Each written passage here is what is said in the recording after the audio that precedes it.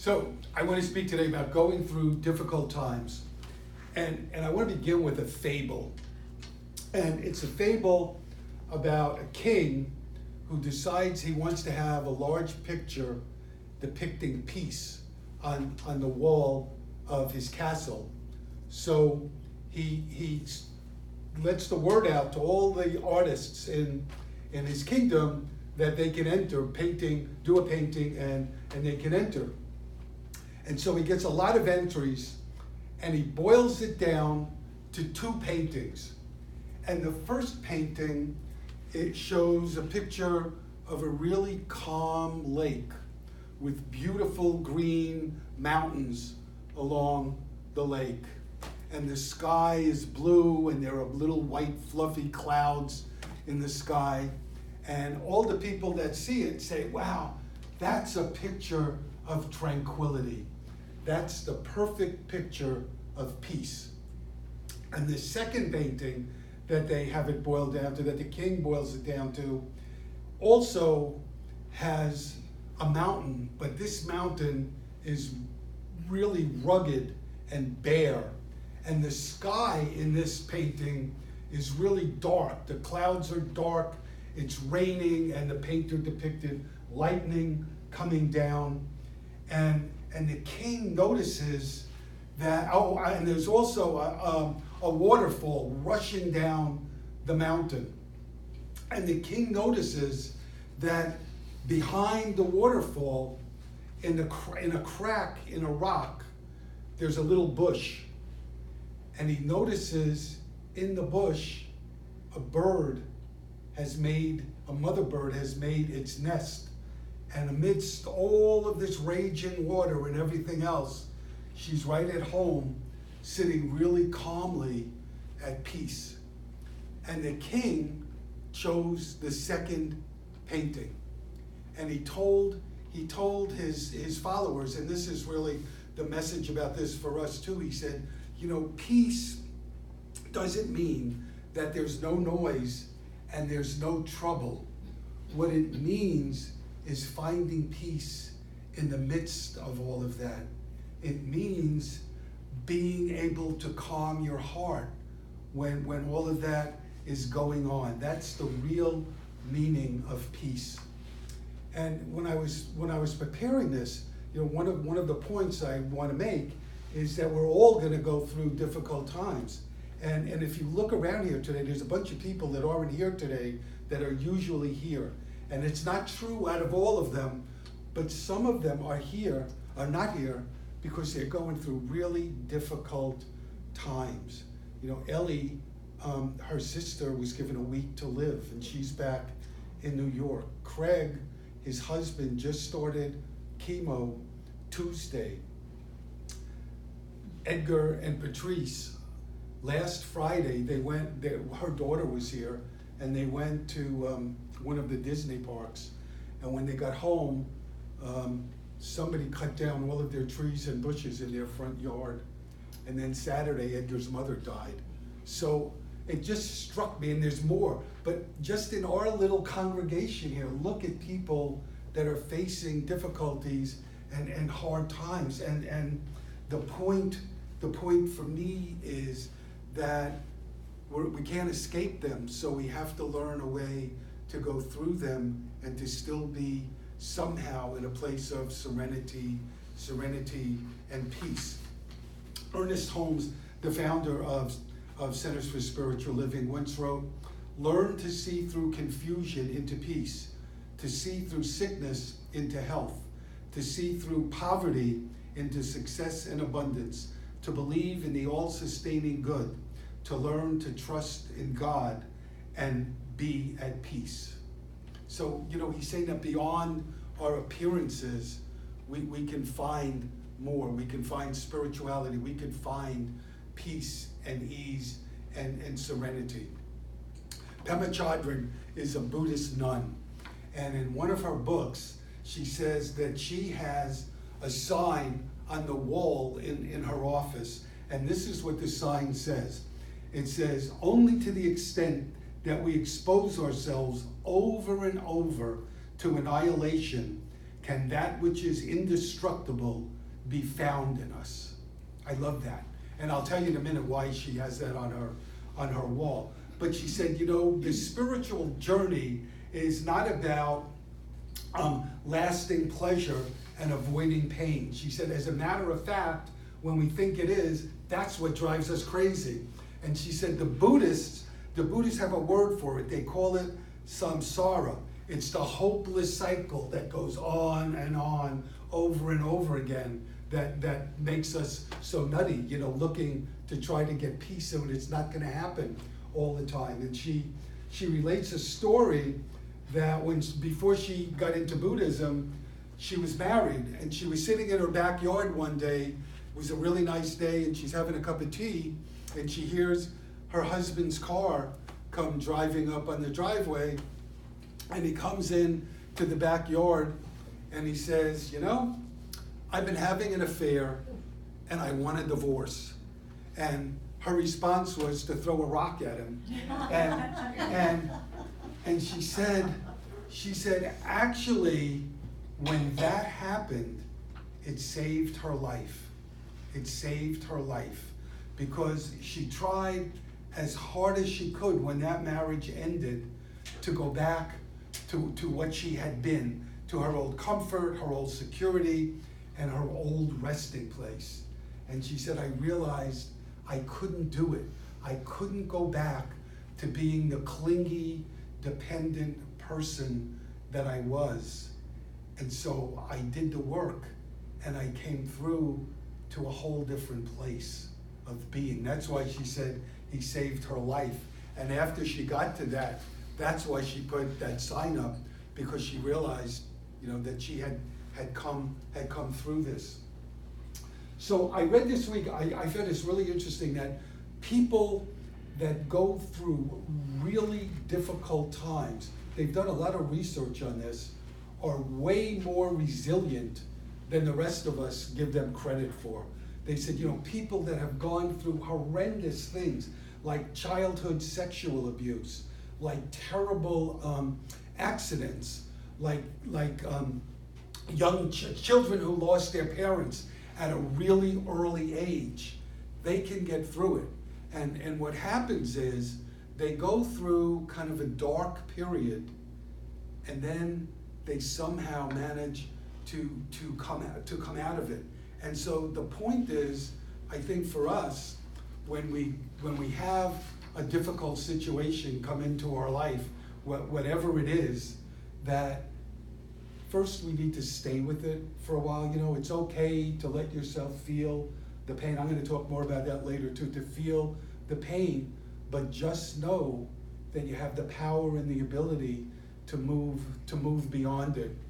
Rabbi Harold Kushner wrote about a young 16-year-old girl that he did counseling with. And she came to him because at age 16, she was diagnosed with juvenile diabetes.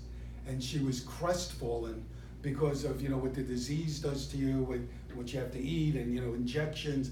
But the thing that bothered her most was it separated her from her friends. And he said when he did the counseling with her, what he said to her was, life isn't fair, and you don't deserve this, but don't let this define who you are. There's lots of other stuff in your life and in your body that's working, so don't let one thing define you. And he said that year she made the honor roll, and he said, now I'm writing this. He wrote this in a book 30 years later, and 30 years later, she's a wife, she's a mother, she's a real estate broker, and she's a community leader. So we can get beyond things like this. I want to do another quote by Ernest Holmes, who said, if you are experiencing some condition that is making you unhappy, you must know there is nothing in you that attracts this condition, nothing in you that holds it in place, nothing in you that believes it must be this way. So he's saying it's stuff that happens to us isn't God ordained. It's not the universe plotting against us to have this stuff happen. And because of that, It's not God ordained. There's nothing in us that keeps it going, and nothing within us that says it has to stay that way. So we can move beyond these situations. We can be more, and we can do more. We can get beyond them. In fact, we can do that by using the universe, by using the flow of God to get beyond those. So Reverend Patricia Cashier, the late Reverend Patricia Cashier, was a good friend of Becky and I, and she's a really terrific writer. And she wrote an article in Science of Mind magazine called Finding God in Grief. And she said, she asked the question, ever been grabbed by grief? And she said, when you are, it feels like your life has stopped. Like we get paralyzed with fear. And she said, but actually, when we lose somebody or something we love, it opens us to healing. It opens us up for healing. And so last night, I'm not gonna get this exact, I'm gonna paraphrase. Becky and I were watching something on CNN, and there's I guess a show that had been on that's gonna be on again tonight, but Anderson Cooper interviews Stephen Colbert, the comedian. But it's not a fun interview, it's a serious interview. And at some point, and they showed a little bit of this part of it, Stephen Colbert says that even the stuff that we don't want in our life is a gift. And Anderson Cooper, whose mom just died, he literally chokes up and he can't go on for a few seconds. You could see him cry. And he turns to Stephen Colbert and he says to him, "Do you really mean that?" And Stephen Colbert, his parents died when he was 10 years old. And he says, "Yes, I really mean it." Again, I'm paraphrasing. He said, "It's not that we want it, but everything that happens to us is a gift, because life is a gift. Because life is a gift." And it just, it resonated with me, because every day when I do prayer work, the first prayer I do, even most of the time before I get out of bed, and I do it every night before I go to sleep, is to thank God for the gift of life, to say thank you for this gift with all the stuff, the good and maybe the stuff I don't want so much, but thank you for this gift of life. And that's what Colbert was saying to Anderson Cooper. And to go back to Patricia Cashier, she says, when we're in grief like that, I love this, she says, we give spirit a sacred place to fill. We give spirit a sacred place to fill. And she said, it's not a sign, grief isn't a sign of weakness. It's an open door for us where we can count, if we do the work, on a new person emerging. And she has a quote by Walt Whitman, who said, "I am larger, better than I thought. I did not know I held so much goodness." And so, years ago, actually, when I was married to my first wife, Becky and I did hospice volunteering together when we lived in Arizona, but years ago, I was interested in it, so I volunteered to do hospice work, talking about grief. And they had me do, they didn't have a client for me at the time, so they had me do bereavement work.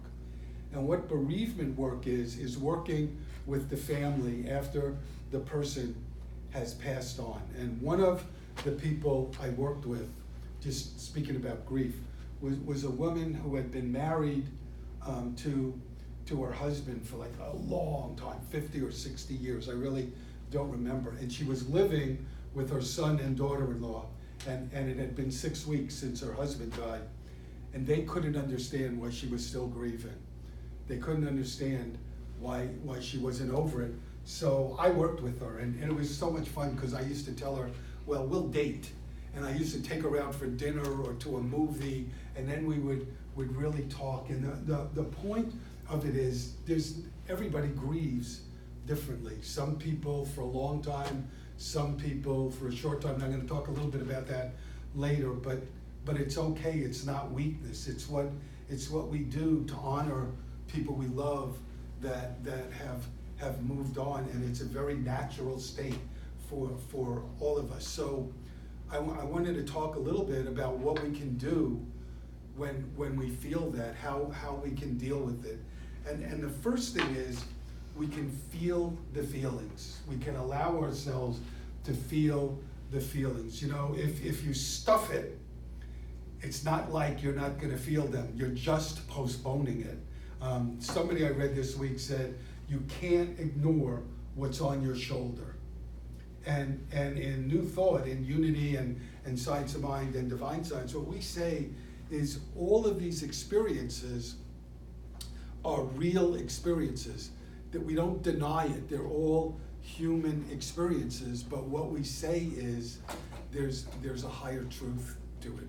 There's a higher truth when we're sick or when we're really hurting, and we can move to that place of spirituality and hope. So a second thing we can do is and I'm gonna talk about this again later, we can talk to people. We can talk to friends, we can talk to practitioners, to ministers, and deal with it. You know, a third thing, we can pray, we can meditate, and something else we can do is we could try to see past the hardship, to know that somehow we're going to get through it. And in difficult times, we can ask ourselves really important questions that, you know, because a lot of times when we go through these, and another name for them is a dark night of the soul, is we really feel totally lost.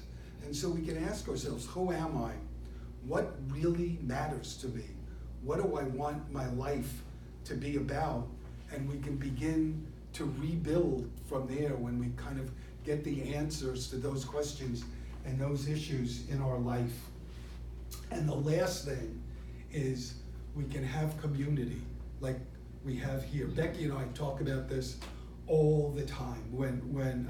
And it's something, when I first became a minister, I didn't notice it as much as I do now. It's called cocooning. When people have issues, they cocoon. They don't reach out, they stay home, and they deal with it on their own. And what research has shown is that people that do that suffer more. And so what I'm saying to you is you can use the community, you can talk to people, you can ask for help. The chances are, look at all the people I just mentioned, and I didn't do all of them, the chances are if you're going through a really difficult time, there's somebody in your community that's gone through it before you that can maybe give you some tips on how you can get through it, and maybe what they've done and they're chatting with you will inspire you to do more.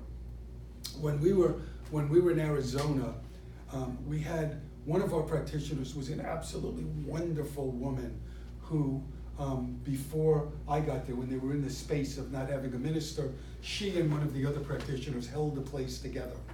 And she stopped coming to services. So I went to her house. Her husband, I called up her husband, and he said, why don't you come over and you talk to her?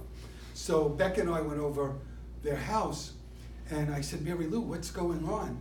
And she didn't want to tell me, and she said, okay, I'll tell you if you don't tell anybody else.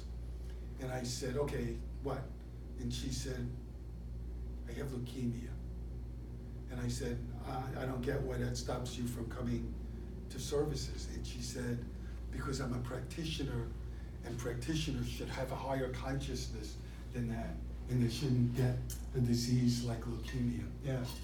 And so we talked about it, and she came back. But rather than relying not just on me or Becky, but we had a bunch of practitioners and other people that loved her, she made the choice to suffer in silence, which, you know, doesn't help anybody.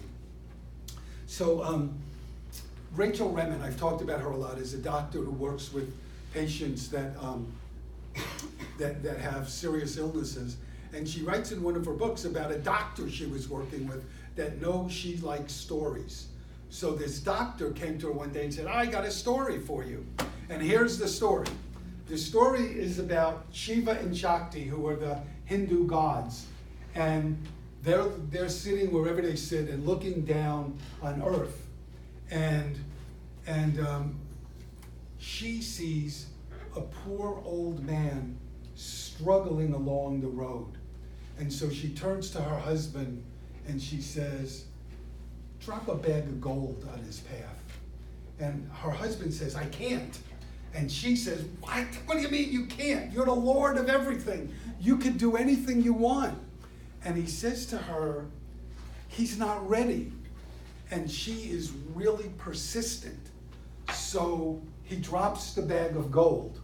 So now we're going to go to the poor peasant. So he's walking along the road, and what he's thinking to himself is, oh, I'm really hungry. I wonder if I'm going to get dinner tonight, or I'm going to go hungry for another day.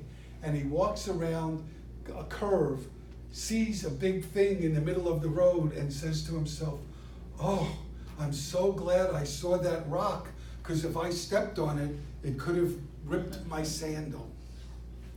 And the message is, Rachel Remen says, the message is that sometimes the universe drops a bag of gold on our path that doesn't look like gold.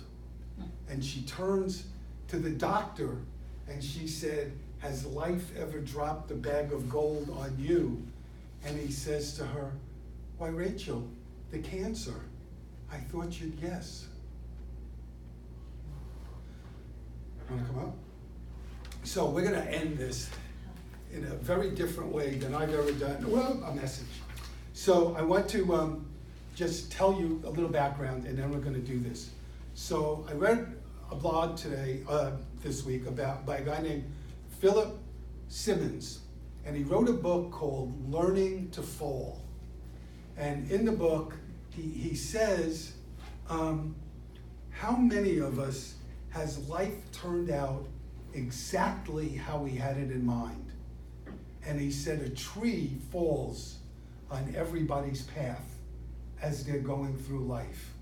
And that life asks all of us, we've been forced to ask the question, who am I? And then the next thing, I've done this before, but we're going to end it in a different way. And he tells a story about a college professor who asks her students to introduce themselves to her in the following way. She asks them to write two one-page essays. And the first one is, everything I have ever done has led me to where I find myself today. And the second one is, it is only after many surprises and choices, detours and disappointments, that I have arrived somewhere I never could have anticipated. So I had the thought this week, rather than just reading that, we ought to take a shot at this. So what we're going to do, how we're going to end, Becky's going to read her response to the first question, and I'll read mine to the second. And I just want to, obviously we didn't do them together, and we did them in different styles. Becky did hers pretty much normally, and I did mine. I've never done anything like this, just to let you know when I read it. I just sat down at my computer, and I hadn't even intended to do it, but I did mine state of consciousness. It was like the computer wrote this, not me. So go. Everything I have ever done has led me to where I find myself today.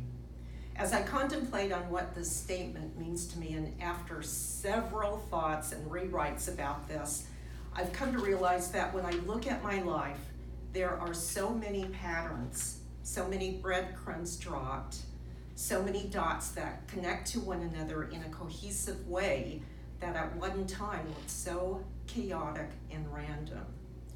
This statement made me look at how being born into this body as a third-generation Japanese American with a family history behind this, growing up in a small town in Idaho, then moving to Los Angeles, it all makes sense to me now. It didn't before while I was going through it. If I had never had the urge to move out of a small town and live in Southern California, I wonder how different my life would be. It was because of living in Los Angeles that I began watching Terry Cole Whitaker's TV program, not knowing at the time that she was a religious science minister. What if I never met my friend Janice, who set me up with a blind date with Ron? It was Ron who suggested that we go to the Huntington Beach Religious Science Church early on in our relationship that began our spiritual journey together and where we got married. And it was Ron who saw some of my drawings, gave me the support to get me back into doing my art. Since our life in California, our decisions have led us to Arizona and finally here to Florida, where each has been an adventure. The gifts in my life are many. I consider the second half of my life the happiest and most fulfilling, with a loving and supportive husband who also makes me laugh. Loving friendships who have become my extended family. A loving spiritual community where I can come to grow and to share my love. And being able to create art and being able to create the kind of life that I want. As a spiritual student, I'm aware that my present choices can give me an insight to what my future will be. All I can say is that there is excitement, abundance, creativity, love, connection, and spiritual deepening. Everything that I have right now.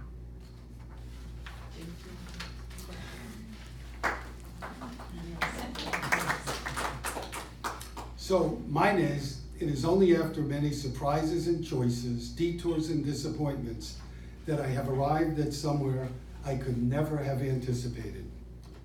Born in the Bronx, lonely childhood, military school, terrible experience, somehow make it through. Went to college, get 2 degrees, get married.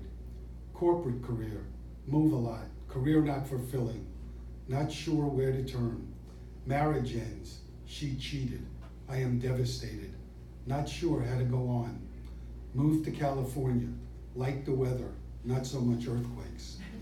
Still not happy with career, beginning to realize it's not about geography or different job. Something deeper needs to change, not sure what. Feeling lonely and lost, don't like job.